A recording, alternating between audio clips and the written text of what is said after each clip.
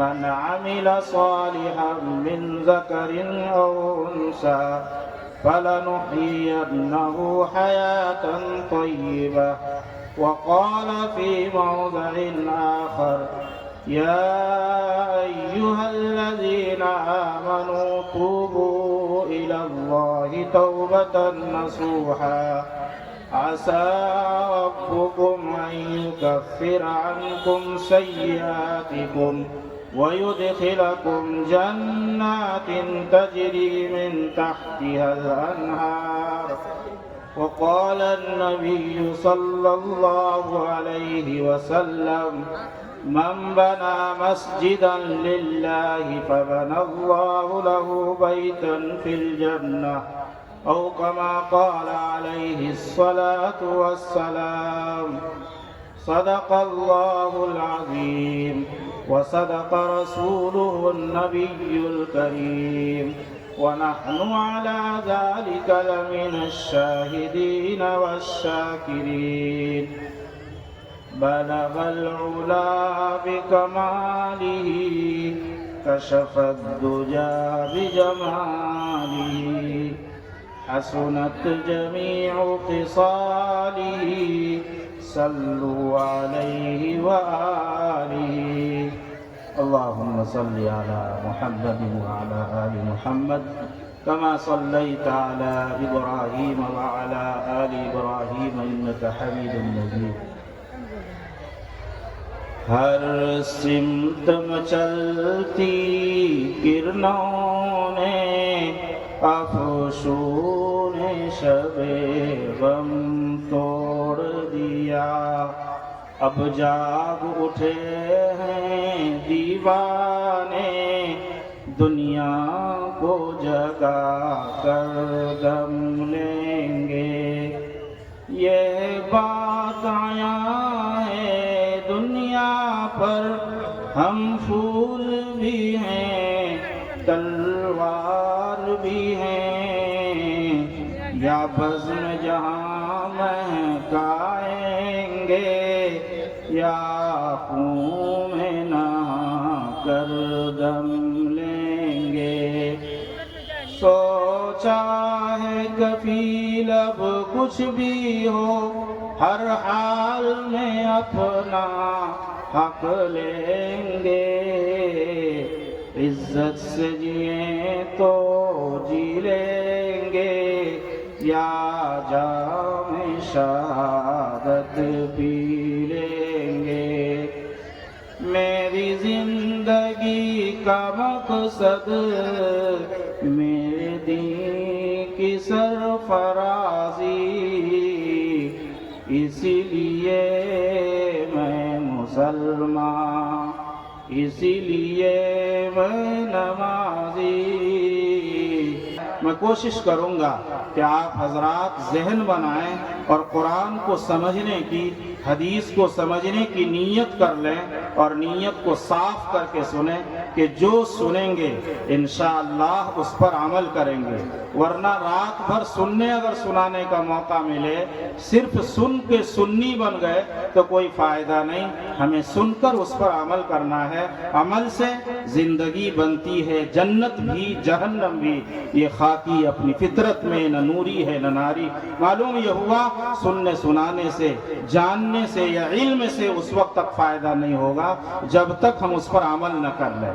ہم نماز کی رٹ لگائیں، تلاوت کی رٹ لگائیں، حج کی رٹ لگائیں، لیکن کریں کچھ بھی نہیں. 5 وقت نماز ہم نہ پڑھیں، تلاوت ہم نہ کریں، مال اللہ نے دیا ہو حج نہ کریں. صرف بولنے سے کچھ نہیں ہوگا، نرا علم سے کچھ نہیں ہونے والا، نرا سننے سے کچھ ہونے والا نہیں ہے. بلکہ ہم نیت کریں کہ ہم جو کچھ سنیں گے انشاءاللہ عمل کریں گے. میرے بھائی یہاں ایک بڑا مجمع ہے. مجھے دکھ کے ساتھ یہ کہنا پڑتا ہے ہمارے علماء ان سے پہلے بہت سارے لوگوں نے آپ کو سمجھایا، لیکن ایک بڑی تعداد کھڑی ہے، یہ بیچ میں جگہ خالی ہے. یہ گستاخی ہوگی علماء کے شان میں کہ علماء قرآن سنا رہا ہو، حدیث سنا رہا ہو، آپ بازاروں میں پھریں، روڈوں میں کھڑے رہیں یا سامنے کھڑے رہیں یہ گستاخی اور بے ادبی ہے، اس لیے آپ حضرات اپنی جگہ لے لیں، بعد میں آپ کو جگہ ملنا مشکل ہے، اس لیے اپنی اپنی جگہ لے کر جم کر بیٹھے، انشاءاللہ بڑا نفع ہوگا۔ یہ اجلاس بہت دیر تک چلنے والا نہیں ہے، بہت مختصر وقت تک چلے گا، انشاءاللہ ہم سب کو نفع دے گا۔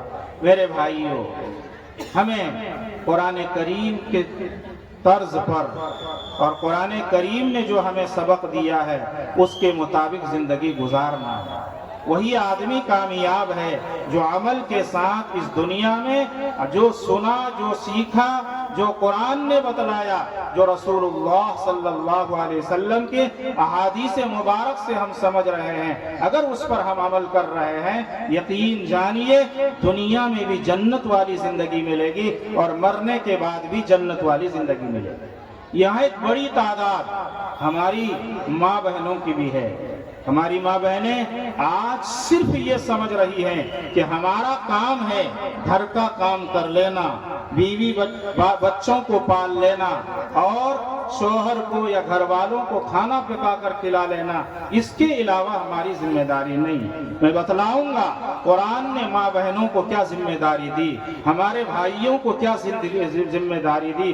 ہاں، قرآن نے تو یہ کہا الرجال قوامون علی النساء کہ مرد کمائے گا، مرد کھلائے گا، عورت گھر کی رانی بن کر رہے گی، عورت گھر کی رانی ہے اور مرد باہر کا بادشاہ ہے، یہ باہر کمائے گا، یہ نوکری کرے گا، یہ کارخانہ میں جائے گا، یہ فیکٹری میں جائے گا، یہ جو بھی کام کرے گا حلال طریقے سے کما کر لائے گا۔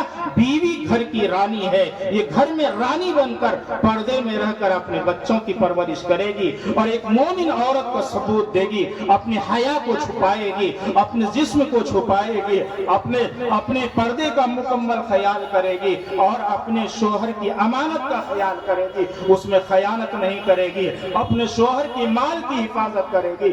یقین جانیے اگر ہماری ماں بہنیں ان چیزوں کے ساتھ زندگی گزارتی ہے، ساتھ میں ہماری ماں بہنیں 5 وقت کی نماز کی پابندی کرے اور اپنے شوہر کی اطاعت کرے، سال بھر میں 1 مہینہ روزہ ہے، روزہ رکھنے کی پابند رہے، یہ کچھ کام اگر ہماری ماں بہنیں کر لیتی ہیں اور گناہوں سے، بڑے چھوٹے سارے گناہوں سے بچتی رہے، اللہ تعالیٰ، اللہ کے نبی فرماتے ہیں کہ وہ جنت کے دروازے جو 8 ہیں ان دروازوں میں سے جس دروازے سے چاہے وہ داخل ہو جائے۔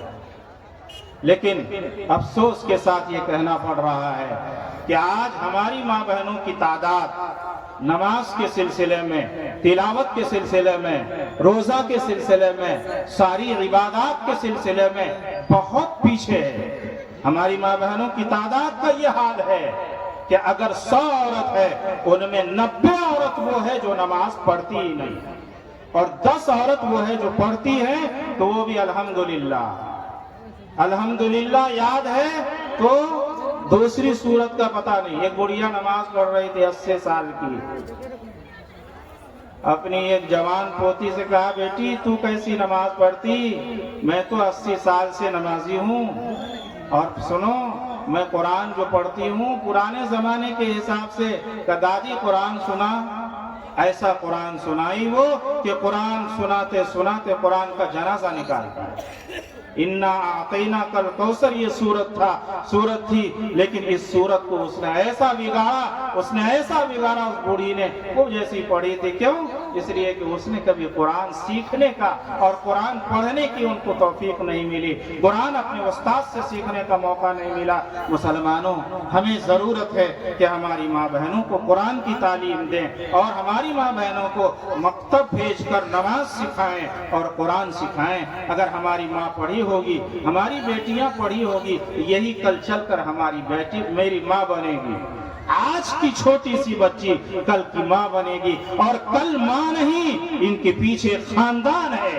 ایک عورت اکیلی نہیں ہوتی ہے، ان کے پیچھے خاندان ہے۔ ایک مرد ایک فرد ہے، لیکن ایک عورت ایک خاندان ہے۔ معاف کیجئے گا، میں مخالفت نہیں کرتا۔ آج جہاں ہمیں اپنی بیٹیوں کو عائشہ بنانے کی ضرورت ہے، اپنی بیٹیوں کو فاطمہ بنانے کی ضرورت ہے، اپنی بیٹیوں کو حضرت خدیجہ بنانے بنانے کی ضرورت ہے، وہیں ہمیں اپنے بیٹیوں کو دونوں تعلیم، دنیاوی تعلیم کی بھی ضرورت ہے۔ ہم نے ایک پلڑے پر تو دھیان دیا ہے، ایک چکے پر دھیان دیا، لیکن دوسرا چکا ہمارا پنچر ہے، جس کی وجہ سے ہماری گاڑی چل نہیں پاتی۔ ہماری بیٹیاں آج یہ بھی نہیں تمیز کر پاتی ہے کہ ہمارا نکاح کیسے لڑکا سے ہونا چاہیے، ہم شادی کیسے لڑکے کے ساتھ کریں۔ ہماری لڑکی باپ جماعت میں جاتا ہو، باپ مولانا ہو، باپ حافظ قرآن ہو، بیٹی جرات کرتی ہے، ابا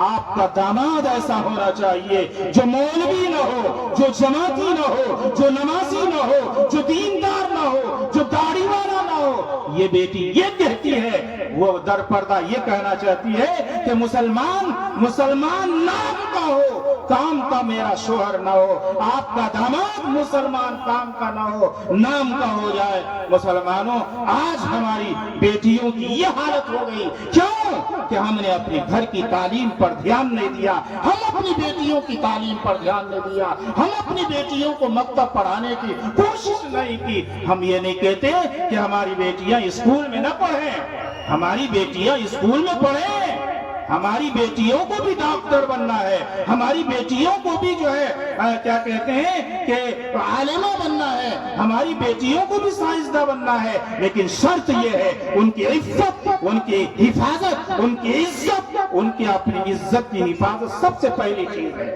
اگر عزت ٹوٹتی ہو، بے پردگی ہوتی ہو، جس تعلیم سے ان کی عزت لوٹی جا رہی ہو، ایسی تعلیم کی اسلام میں ہرگز اجازت نہیں۔ ورنہ آج اسلام میں جہاں ہمیں لیڈیز ڈاکٹروں کی بھی ضرورت ہے، لیڈیز سائنسداں کی بھی ضرورت ہے، لیڈیز فلاسفہ کی بھی ضرورت ہے، لیڈیز عالمہ کی بھی ضرورت ہے، شرط یہ ہے کہ کم از کم ہم زیادہ نہ بھی پڑھا سکیں، لیکن ہم اپنی بیٹیوں کو مسلمان ضرور بنائیں۔